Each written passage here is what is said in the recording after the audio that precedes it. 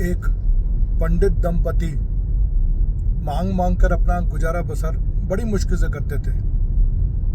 एक बार पत्नी के बोलने पर वो अपने गुरुजी के पास गए और पूछा कि मेरी इस दिक्कत का कारण क्या है। गुरुजी ने बताया कि तुम्हारी या हर किसी की दिक्कत का कारण उसके कर्म किए हुए हैं, जो इस जन्म के हो या पिछले जन्म के। अब वो दूर कैसे हो?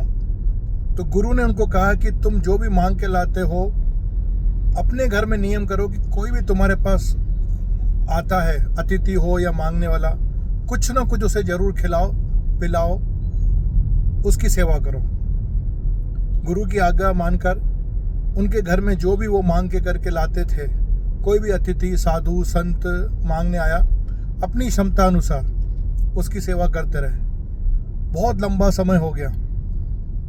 एक दिन उनके पति पंडित जी कहीं भिक्षा लेने के लिए गए हुए थे। वहाँ पर घर पे उनकी पत्नी बैठी हुई थी। एक संत महात्मा आते हैं, गुरुजी आते हैं और उनको बोलते हैं कि मुझे कुछ खाने को दो। वो आदर सत्कार करके उनको घर में बिठाती हैं, मान सम्मान के साथ उनको घर में बिठाती हैं। और जब घर के अंदर जाती है उनको कुछ खिलाने के लिए, तो कुछ भी नहीं मिलता है। बड़ी निराश हताश होती हैं। फिर उनको याद आता है कि उनके आंगन में एक पेड़ लगा हुआ है जिसमें भिंडी होती है, वो लगी हुई है। वो भिंडी तोड़ के करके उसको बॉयल करके नमक मिर्ची डाल के गुरुजी को परोसती हैं। गुरुजी खा के संतुष्ट होते हैं और उसको बोलते हैं कि तुम आशीर्वाद मांगो।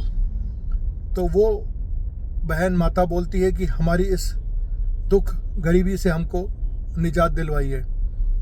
गुरुजी उसके आंगन में जाते हैं और जो भिंडी का पेड़ था वो उखाड़ के करके उसको हाथ में दे देते हैं और चले जाते हैं। वो माता बहन बहुत दुखी होती है कि इन्होंने क्या किया। हमारे घर में जो भिंडी का पौधा था, कम से कम जैसे संत जी आए उनको खाने को तो मिल जाता, हमें भी मिल जाता। बहुत रो रही, दुखी हो रही थी। शाम को उसके पति जब लौट के आए तो उसने पूरी कथा बताई। वो भी दुखी हो गया कि ये क्या हुआ। उन्होंने अपने गुरुजी से पूछा कि गुरुजी हमारे साथ ये ऐसा ऐसा चीज हो गई, क्या करें। गुरुजी ने बोला कि मैं आता हूँ घर पे। गुरुजी उनके घर पे आए और जहाँ भिंडी का पेड़ था वहाँ जमीन जो है वो बहुत उखड़ी हुई थी, क्योंकि उन्होंने पेड़ उखाड़ लिया था। पौधा ही होता है छोटा सा। गुरुजी ने उसको बोला कि तुम जमीन को थोड़ा लेवल करो।